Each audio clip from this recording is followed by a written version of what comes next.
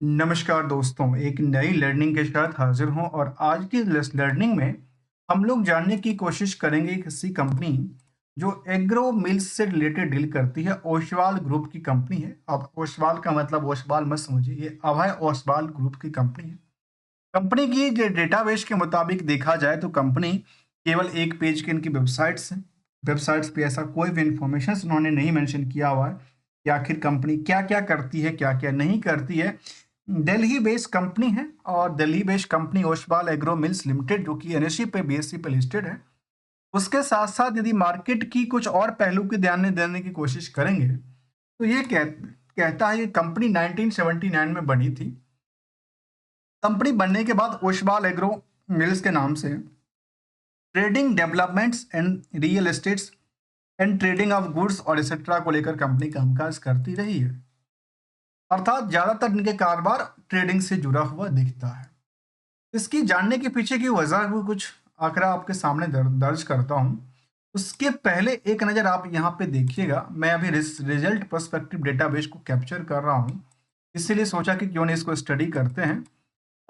Comparing यदि इसको Y O Y के बेसिस पे देखा जाए तो मार्केट में करीब करीब कितना पता है, 14,000% से ज़्यादा की मूवमेंट क्रिएट करती है, अप ट्रेंड जाहिर करती है किसकी, फाइनेंशियल ट्रेंड को लेकर। बिजनेस मॉडल क्या कहता है, बिजनेस मॉडल में ऐसी कौन सी ऐसे तीर मारती है और अगले आने वाले समय में क्या लगता है कि तीर मार पाएगी। बिजनेस मॉडल के बेसिस पे कंपनी अपनी बिजनेस से ऑलमोस्ट करीब करीब जो ट्रेडिंग का काम है उसमें नेट इनकम मार्जिन 68% की कमाई करती है, सेविंग करती है, जिसमें कि sales plus others of income को मिलाकर देखा जाए प्रॉफिट के पार्ट। पर यदि इनकी स्टॉक प्राइस को बुक वैल्यू से कंपेयर करेंगे तो 92% की मूवमेंट है, जबकि इंटरेस्टिक वैल्यू से नियर अबाउट थोड़ा सा ज्यादा हो चुका है।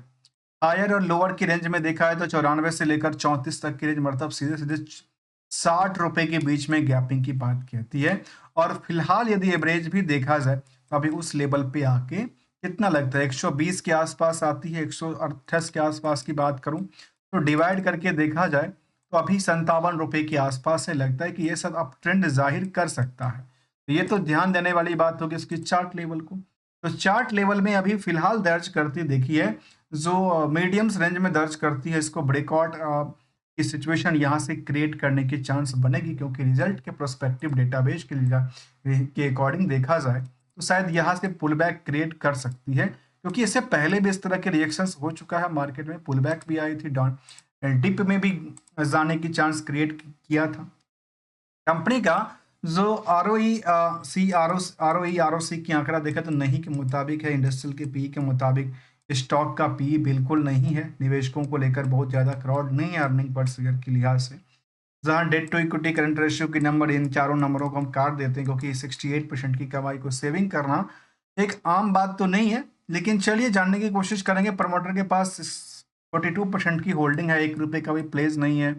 कंपनी के बारे में यदि ट्रेडिंग इंडस्ट्री से जुड़ी हुई है तो 68% की प्रॉफिट कैसे कमाती है, ये भी हमें जानने की जरूरत पड़ती है।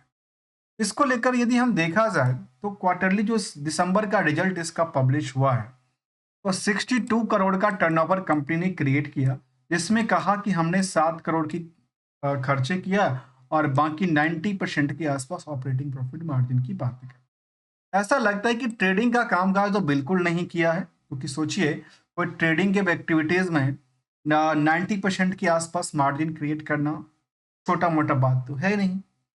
और साथ में यदि देखा तो 58 करोड़ की कंपनी प्रॉफिट भी बुक कर लेती है। ईयर एंड ईयर बेसिस में डेटाबेस में जो पहले कुछ नहीं था वो एक ही बार में 162% की मूवमेंट क्रिएट करती है, और बाद में देखा गया करीब करीब 3,224% की अब ट्रेंड जाहिर करती दिखी है। जबकि स्टॉक प्राइस सीजीआर में कुछ समय के हिसाब से अप डाउन की सिचुएशन नहीं, 12% के आसपास जंप की बात कहती है। तो रिटर्न ऑन इक्विटी नियरली 1% के आसपास भटकती दिखी है। आखिर यहाँ पे आखिर कंपनी ने क्या अपडेट दिया है उसको जरा समझने की हम कोशिश करते हैं। और कंपनी ने अनाउंसमेंट भी दिया था अभी साथ में, प्ले लिस्टिंग ऑफ रेगुलेशन को लेकर क्या अपडेट निकल के आई थी उस पर भी देखते हैं, फोकस करते हैं। कंपनी ने ये अपडेट दिया था कि revise list of officials authorize person को लेकर दिया था, जहाँ पे ये लोग क्या करेंगे, एक्सचेंज के साथ कोऑर्डिनेट करने के लिए बने हैं। अभी देखिए मैं यहाँ पे कुछ डेटाबेस इसको लेने की कोशिश कर रहा हूँ, जो उन्होंने सबमिशन किया है, क्या उन्होंने कुछ ऐसा डेटाबेस भी आंकड़ा दिया है, या केवल केवल इसको देखा जाए तो ओसवाल सोनील एंड कंपनी, ये ओसवाल ग्रुप से बिलोंग भी करती है, और ओसवाल साहब की इनकी ऑडिटरशिप भी इनका वहीं पे दर्ज करती दिखी है। जबकि कंपनी के डेटाबेस को देखिए तो ये समझ में आता कि इनके पास जो रिवेन्यू फ्रॉम ऑपरेशंस था, उसको लेकर के ये नंबर दर्ज करती दिखी है, जो पहले कुछ भी नहीं था 2024 में। अब जाके मार्केट में अच्छी खासी आ गई। पहले 2024 का अंडर फाइनेंशियल स्टेटमेंट ये रहा 9 मंथ की डेटाबेस के मुताबिक। पहले ईयरली में ऐसा नहीं था, लेकिन इसी साल में इस तरह के डेटाबेस आ गए। क्या सेगमेंट वाइज कंपनी ने कुछ इन्फॉर्मेशन साझा किया है क्या? तो कंपनी ने सेगमेंट वाइज डाला है। चलिए, सेगमेंट वाइज में कंपनी ने क्या इन्फॉर्मेशन साझा की है देखिए, और वो बड़ा ध्यान देने वाली बात। कंपनी ने ये कहा कि सेगमेंट वाइज में हमारा ट्रेडिंग का कोई काम धंधा नहीं चल रहा है। क्या चल रही है? इन्वेस्टमेंट एक्टिविटीज से हम कंपनी 285 लाख रुपए का कमाई उगाही करता है। तो रियल एस्टेट से कंपनी करीब 6196 करोड़ की कमाई करती है। तो ये जो फंड आ रखे हैं, वो ज्यादातर फंड कहाँ से आ रखे हैं? रियल एस्टेट से आए हैं। तो मुझे लगता है इसको कंपेयर करने के लिए डीएलएफ और बड़ी बड़ी जो कंपनियां हैं, चाहे मैक्रोटेक्स कंपनी हो, उससे कंपेयर करना आसान हो सकता है ट्रेडिंग वाली कंपनी की बजाय। ये कुछ इनके लिए डेटाबेस था। जबकि कंपनी की उन पार्टों को देखा जाए जहाँ पे पीयर से हम कंपेयर करने की हमेशा चेष्टा रखते हैं, तो मुझे लगता है कि इनका पीयर से इसको कंपेयर करना बिल्कुल ही गलत होगा। क्यों गलत होगा? क्योंकि इनका ज्यादातर पैसे आ रहे हैं रियल एस्टेट से। जब रियल एस्टेट से आएंगे तो मुझे लगता है कि रियल एस्टेट बिजनेस से ही कंपेयर करना उचित हो सकता है। इसीलिए स्टॉक पी, इंडस्ट्रियल के पी के मैथमेटिक्स पे आप स्टॉक पी का अवलोकन ना करें तो शायद बेहतर हो सकता है। अब सवाल आता है, क्या इसको लेकर कैसा अवलोकन किया जाए? क्या इनका परफॉर्मेंस लेवल के लिहाज से देखा जाए, मार्केट की ट्रेंड के मुताबिक देखा जाए, या नाम के मुताबिक देखा जाए? तो फिलहाल जब मार्केट देखा गया तो मार्केट एक लगातार अप ट्रेंड जाहिर करती दिखी थी, और अप ट्रेंड के बाद अक्सर मार्केट में प्रॉफिट बुकिंग होता है। ये एक स्वाभाविक सी मार्केट की रूल है, जिसके लेकर के यदि निवेशकों का इंटरेस्ट जाना जाए तो कंपनी में निवेशकों के इंटरेस्ट में एफआईडीए की कोई बड़ी भूमिका नहीं रही है। केवल और केवल आम पब्लिक की भूमिका में 57% से ज्यादा होल्डिंग है। प्रमोटर भी बहुत ज्यादा नहीं है, 41% की होल्डिंग के साथ बनी है। और काफी सारे जो कंपनी हैं उसकी इनकी होल्डिंग में दर्ज करती दिखी है। करीब 2 लाख से आसपास निवेशकों का इंटरेस्ट जाहिर करता है, और रिस्क के मुताबिक रिटर्न का पोटेंशियल थोड़ा सा कम आंकड़ा देती है, क्योंकि डिविडेंड नॉट पेइंग कंपनी रही है।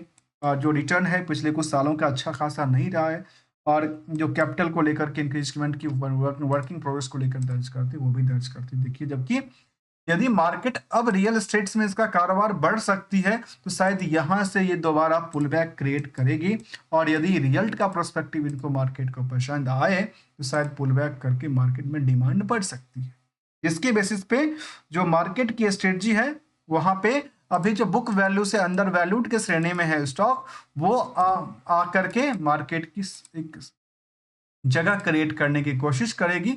जबकि इस कंपनी के उन पॉइंटों को देखा जाए तो ये कह सकते हैं कि कंपनी कुछ देने लेने की बात कही है कि नहीं कही है कभी। इस तरह के कोई भी डेटाबेस इनका सामने नहीं दिखता है। जबकि एनालिसिस की डेटाबेस के मुताबिक देखा है तो केवल सेंसेक्स से कंपेयर किया गया, उसके लिहाज से पिछले 10 सालों में जो 6 महीने से लेकर के और 10 सालों के डेटाबेस है उसमें अच्छी खासी डिमांड रही।